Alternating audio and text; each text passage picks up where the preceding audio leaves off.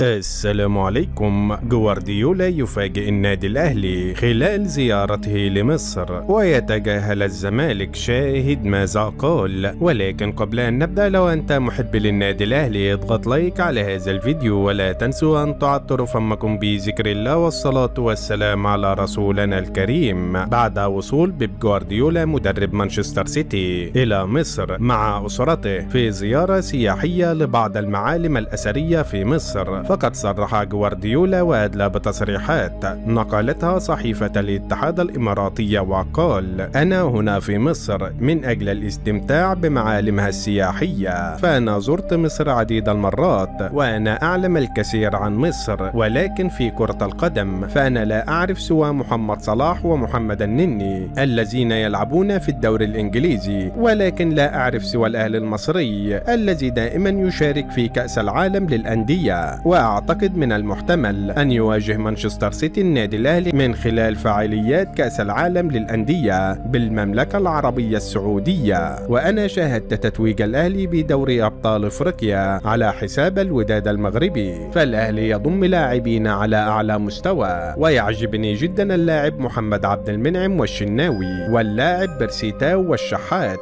فهؤلاء اللاعبين هم مكمن قوة النادي الأهلي، فالأهلي لا يقل عن الأندية الأوروبية الكبرى، فلا يوجد أي منافس للنادي الأهلي سواء في مصر أو القارة الإفريقية، لأن هذا النادي لديه عمل مؤسسي جيد للغاية يشبه الأندية الأوروبية، وهذا الذي يجعل النادي الأهلي دائما يتوج بالبطولات الإفريقية والمحلية. وأنا على المستوى الشخصي أتمنى مواجهة النادي الأهلي في كأس العالم للأندية، لأن هذه التجربة ستكون تجربة مختلفة تماما بأجواء عالمية وإفريقية. وفي النهاية، لو أنت محب للنادي الأهلي اضغط لايك على هذا الفيديو، ولا تنسوا الاشتراك في القناة ليصلكم جديدنا.